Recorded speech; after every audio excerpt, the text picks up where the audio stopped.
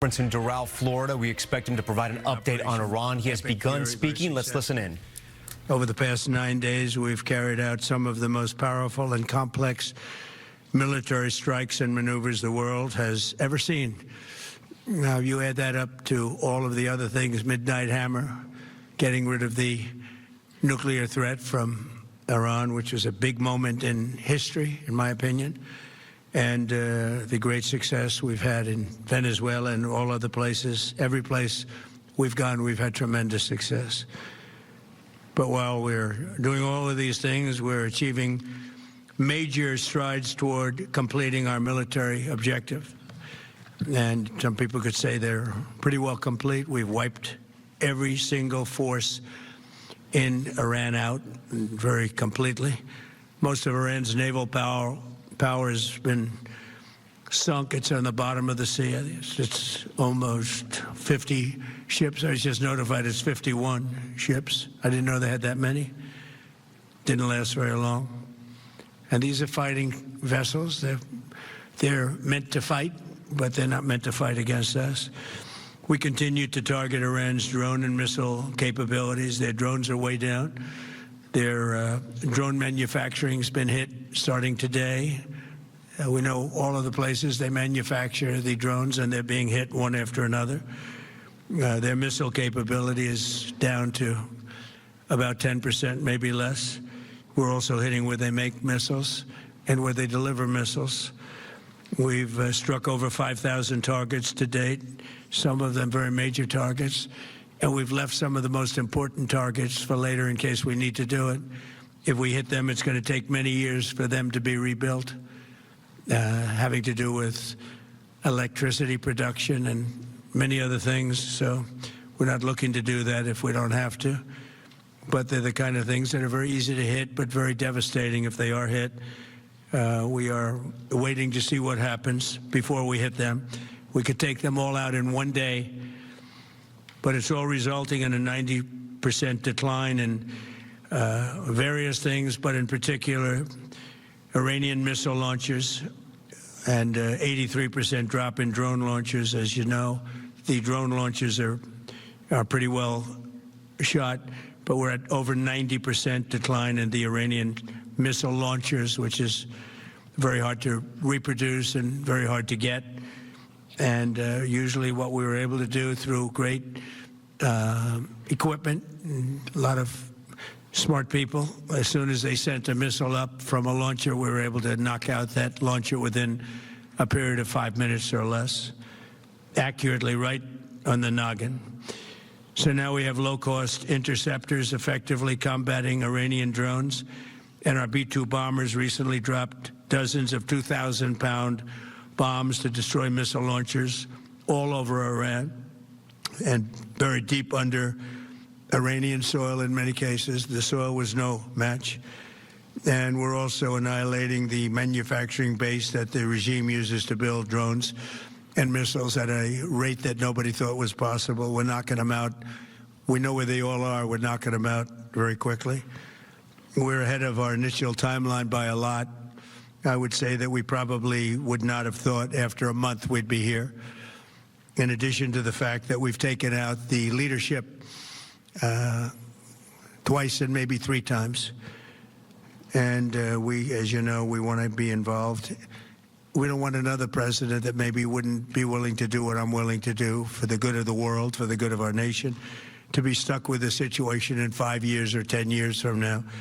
So we think they should put a president in, or the head of the country in, that's going to be able to do something peacefully for a change. They've been doing this for 47 years, killing people for 47 years, whether it's the barracks or even the SS Cole, where they were involved very strongly. They always denied it. But where they were very strongly involved, and all of the people that died through the roadside bombs died and are right now walking around with no legs, no arms, a face that's been so badly damaged. The Iranian regime has been attacking Americans and spreading terror for 47 years, and despite these countless opportunities to renounce their nuclear ambitions, which they had just a short while ago, they told Mr. Witkoff, who is standing right over here, they said, They actually said, we want to keep building. Essentially, in a real nutshell, we want to continue to build nuclear weapons. If we didn't knock out Midnight Hammer, if we didn't knock out their Iranian potential, if we didn't do that with Midnight Hammer, they would have had a nuclear weapon. They would have used it long before now. And at a minimum, Israel would have been annihilated. I was very lucky that we had the courage to do that we had the talented pilots and the great equipment. The B-2 bombers are unbelievable. We ordered 25 more, by the way. The newer, better version. It's we have the greatest military in the world. We have the greatest equipment in the world by far. You see that no matter where we go. You still need the people, though, to operate it and to use it.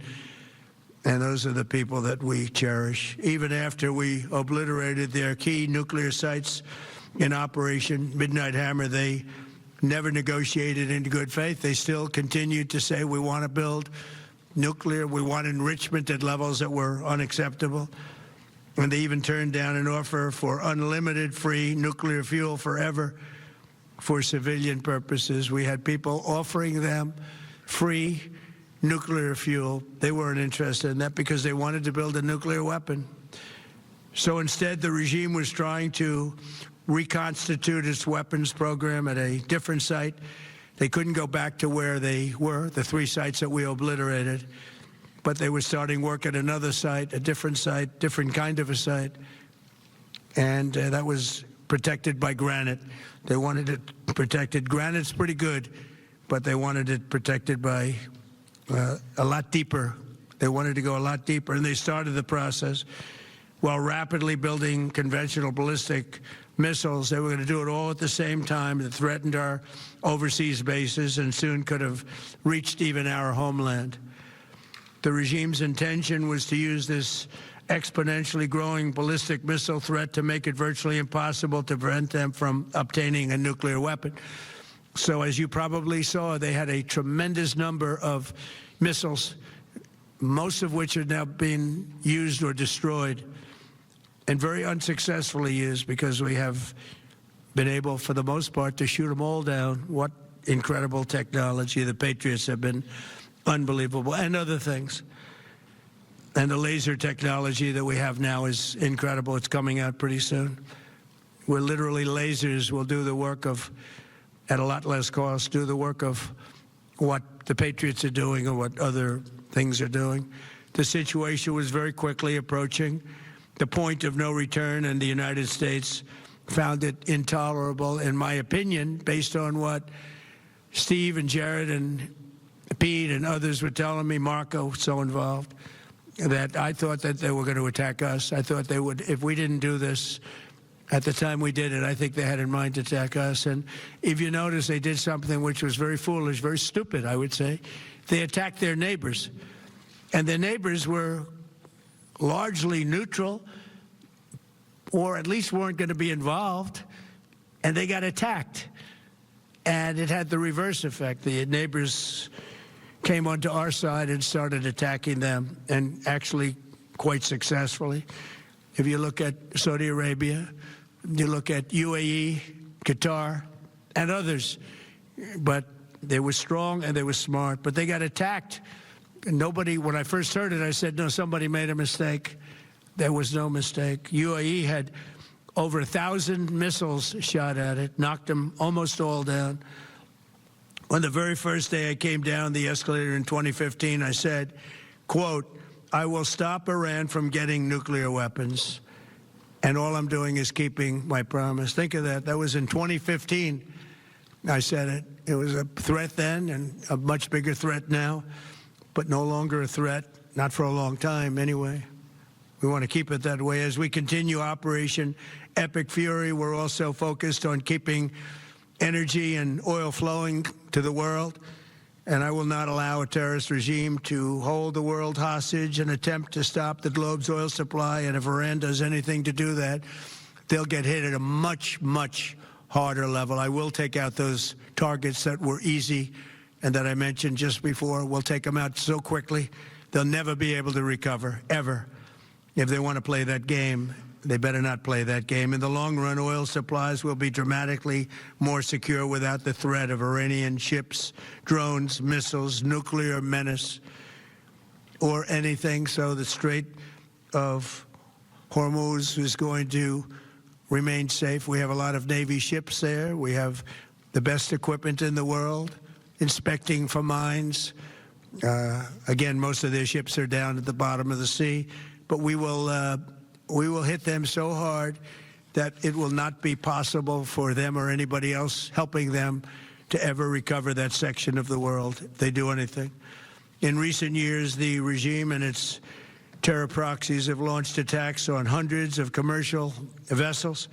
We're putting an end to all of this threat once and for all, and the result will be lower oil prices, oil and gas prices for American families. We've done that. We've done it. We brought it very low. This was just an excursion into something that had to be done. We're getting very close to finishing that, too. In the meantime, during this brief disruption, the United States is offering political risk insurance to any tankers operating in the Gulf. So we're putting up risk insurance. We'll perhaps go alongside of them for protection. We don't think it'll be necessary if it is. And if they do anything, the price will be incalculable. It will be so great that they will have wished they never did it, because you have to keep the straits flowing. With all of that, it affects other countries much more than it does the United States. It doesn't really affect us. We have so much oil. We have tremendous oil and gas, much more than we need. We have Venezuela now as our new partner, great partner. They've worked out so wonderful. We're working with the administration, the president, and it's a massive source of oil, gas, everything. But we're in a very good position, but very unfair to other parts of the world, like China as an example. I mean, we're doing this for the other parts of the world, including countries like China. They get a lot of their oil through the straits. So we're doing this. We have a very good relationship with President Xi in China. I'm going there in a short period of time, and we're protecting the world from what these lunatics are trying to do, and very successfully, I might add. We're also waiving certain oil-related sanctions to reduce prices. So we have sanctions on some countries. We're going to take those sanctions off till this straightens out. Then who knows, maybe we won't have to put them on. There'll be so much peace. But when the time comes, the U.S. Navy and its partners will escort tankers through the strait if needed. I hope it's not going to be needed, but if it's needed, we'll escort them right through. And we have the greatest mine-sweeping ability. We have the greatest ships, and all of the, we know exactly where they're placed. We'll get them out of there very fast, but we hope we don't have any of that. And again, if they do that, if they play that game, we're going to hit them at a level that they have not seen before. So we're winning very decisively. We're way ahead of schedule. Our military is the greatest in the world, with the greatest equipment and the greatest people in the world. Nobody's ever seen anything like it. Iran's a very powerful country. They were going to take over the Middle East. If we did not hit them, they were going to take over the Middle East. They had thousands and thousands since their last hit. They had thousands and thousands of missiles and everything else. Most are now destroyed. But they were going to take over the Middle East. Those weapons were aimed at Middle Eastern countries that had nothing to do with this. They were going to take over the Middle East, and they were going to try and destroy Israel. So we stopped it with good timing, and we're very proud to be involved in this, and it's going to be ended soon. And if it starts up again, they'll be hit even harder. Thank you very much for being here. Go ahead. Any questions? Thank you so much. Go ahead. Do you approve of Iran's new supreme leader? And secondly, can you tell us more about your call with Russian President Vladimir Putin today? Yes. What did you discuss? Yes, I had a very good call with President Putin. We had a lot of people on the line from our side, from his side. We were talking about Ukraine, which is just a never-ending fight. And look, there's tremendous hatred between President Putin and President Zelensky. They can't seem to get it together. but I think it was a positive call on that subject. And we obviously talked then about the Middle East. And he wants to be helpful. I said, you could be more helpful by getting the Ukraine-Russia war over with. That would be more helpful. But we had a very good talk, and he wants to be very constructive. Yeah, please. Yeah, please. Thank you, Mr. President. On Iran, you called it an excursion. You said it would be over soon. Are you thinking this week it will be over? No, Are you talking but soon. about days? I think soon. Okay, and with respect Very to... soon. Look, everything they have is gone, including their leadership. In fact, there are two levels of leadership, and even actually, as it turns out, more than that. But two levels of leadership are gone. Most people have never even heard about the leaders that they're talking about. So it's obviously been very, very powerful, very effective. With respect to Cuba, you said that Cuba wants to make a deal. Yes. What would the United States get in return for that, and why should Americans trust Marco Rubio to negotiate it? Well, Marco Rubio is doing a great job. I think he's going to go down as the greatest Secretary of State in history. Look at what we've done as a presidency. Look at what we've done as an administration. They trust Marco, and so do the American people trust. He's been successful no matter where he's been. He also speaks the language, which is always nice and always helpful. But he's dealing, and it may be a friendly takeover. It may not be a friendly takeover. It wouldn't matter, because they're really they're down to, as they say, fumes. They have no energy. They have no money. They're in deep trouble on a humanitarian basis. And we don't want to see that, but they were very, very bad to a lot of people, as you know, and a lot of people living on the Cuban-American vote, which I got at record levels. Very important. Those people are very important to me. I know what they went through. They went through hell. Some of them have gone on to be some of the most successful people in the country. Cuban-American business people, some of them are like the most successful in the country. And a lot of them are friends of mine, because I've been fighting this battle with them for a long time. The Castro regime was brutal, but they lived off Venezuela. Now they don't live off Venezuela. Sends them no energy, no fuel, no oil, no money, no nothing. They lived without Venezuela. They couldn't have made it, and we cut them off from everything else. So, yeah, they're going to make either a deal, or we'll do it just as easy anyway. Yeah. Please, go ahead. There's footage that shows that an American missile strike and a Tomahawk missile likely destroyed that Iranian girls' school. So will the U.S. accept any responsibility? Well, I haven't seen it, and I will say that the Tomahawk, which is one of the most powerful weapons around, is used by, is sold and used by other countries, you know that.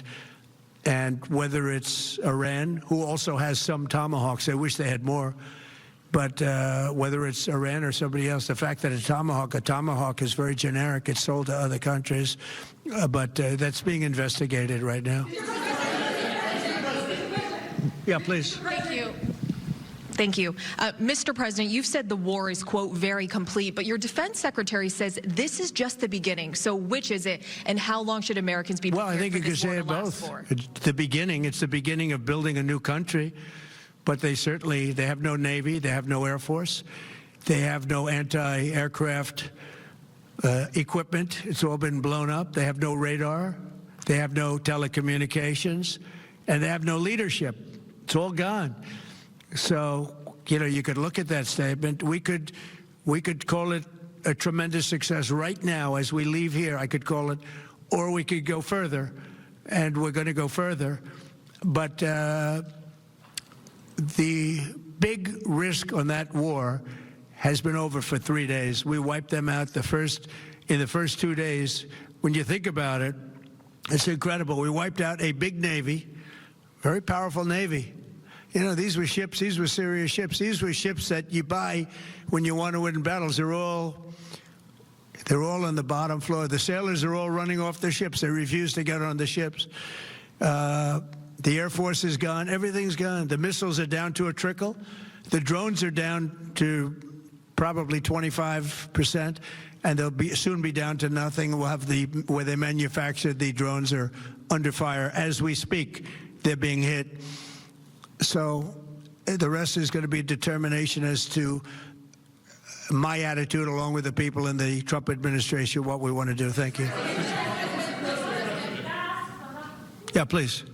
Can I ask you, you mentioned you were going to waive certain additional oil waivers or sanctions. Can you talk a little bit more about that and address in particular? Well, we're looking to keep the oil prices down. We went artificially up because of this excursion into a very positive thing. I mean, this was an excursion that a lot of people wouldn't have done. I knew oil prices would go up if I did this, and they've gone up probably less than I thought they'd go up. But I don't think anybody thought we were going to be this quickly successful. This was a military success, the likes of which people haven't seen. We have the best military. We have the best equipment. We have, I believe, the best generals. We have the best. And this went very quickly. We talked about that with President Putin. He was very impressed with what he saw because nobody's ever seen anything quite like it. You know, Iran was a very powerful military country with all of the missiles. Now, you had the double attack. You had the original attack with us and Israel, and that knocked them for a loop. Then you had the B-2 bombers, which took out their nuclear capability, and they would have had a nuclear weapon within 2 weeks to 4 weeks. And they would have used it long before this press conference. And we might have had a much different press conference if we had a press conference at all. But it's been amazing. The military success that we've had is truly unprecedented. You said you've told your congressional colleagues that you will not sign any piece of legislation until the Save America Act is passed. Does that include the confirmation of Senator Mullen as your next DHS secretary? Does that mean a DHS funding bill? And Senator Thune said today it's not a matter of whether or not your Republican colleagues agree with the policy. It's about changing the process. In other words, getting rid of the filibuster to get there. So in order to get it, you're going to need Democrat votes. And what we're saying is the Save America, not the SAVE Act, which nobody knew what it was, the Save America Act, the Save America Act. And that's voter ID. We want voter ID. We want to be able to see a picture of the voter. We want to be able to see that the voter is legitimate. We want, very importantly, confirmation that this voter is a citizen of the United States of America, and we want no mail-in ballot scams. So we have exceptions for the military, for sick, for disabled, and for people that are away, business trips or whatever. Even vacations will be very liberal in that. We've added two things to it: no men in women's sports and no transgender mutilization of our children. We don't want it's mutilization of our children, and we don't want that. So we added those two things. That's the 5 points. We have 5 very good points. It polls at 86% with Democrats. Think of that. The overall vote is 86%. With Republicans, it's 98%. And the only one opposed to it is a Democrat leadership because they cheat. They want to cheat. So we added those 2 points. We're going for the gold, and we're going to have to fight like hell. Now, certain things will happen. Certain things will take place. I'm here to do a great job for the country. But we don't have a country, if we're going to have elections that are so corrupt and so dishonest like we've witnessed over the last period of time. You know, as an example, virtually nobody has a system of mail-in ballots like we have. No other country in the world. France went away from it. They all went, you know why? Because it's corrupt. And Jimmy Carter, when he had a commission, frankly, I think it's probably the best thing Jimmy Carter did.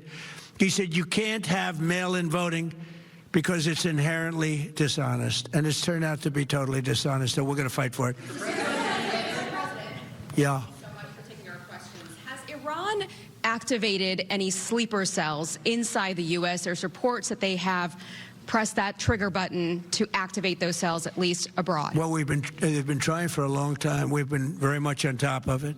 One of the things we have to do is get the Democrats to stop the Democrat shutdown, because, as you know, the apparatus that looks into that, Schumer and the Democrats have shut it down, which tells you they probably hate our country a lot. But the Democrats have to open that up but we've got very, very good intelligence into that. We know a lot of different things that have happened that have been very bad. A lot of them came in during the Biden open border period, but we have them under, we've got them, we're watching every single one of them. Yeah, we know a lot about them. The biggest problem we have is the Democrat shutdown. We know a lot about them, but the shutdown doesn't allow us to do what we have to do. And then this leader, do you have to take him out? Does he have a target on his back? We've just been listening to President Trump there at a news conference in Doral, Florida, updating the news media about what's happening right now with the war in Iran, saying at one point it should be over very soon, but not giving a timeline and not saying it would end this week. The president also saying that Iran, they had to strike Iran because Iran was getting ready to strike the U.S., and though U.S. intelligence agencies have said, it's been reported here on NBC News, that was not what they had found before this war had started. The president saying he had to act and act decisively, saying now that 50 ships of the Iranian Navy have been sunk, 90% of their missile launchers have been taken out, and 83% of their drone launchers. I want to bring in Monica Alba now. Monica, no real big news, at least new headlines coming out of this news conference right now. The president not willing to give a timeline on Iran, but seeming to sort of signal that the end, at least with what he was talking about, is near. Yeah, and potentially within days, Tom. That's what stood out to me. And there have been shifting timelines from the Trump administration, from the president himself, initially saying this could take somewhere in the ballpark of 4 to 6 weeks, and now implying that this could be wrapping up sooner than that. And it does seem to be an indication of a president that is trying to signal, a White House that is trying to signal this notion that they are ahead of schedule. But that is in contrast with the Defense Department, which had indicated that this was only just beginning, that some of the biggest waves could still be to come. But something else that really jumped out at me, Tom, was the president talking about his phone call with Russian President Vladimir Putin. He didn't mention whether they discussed this fact that Russia has provided some intelligence to Iran about the whereabouts of some U.S. forces. Instead, the president praising President Putin, saying that he believes it was a very good call, very constructive call, and that he wants to work together on other areas as well.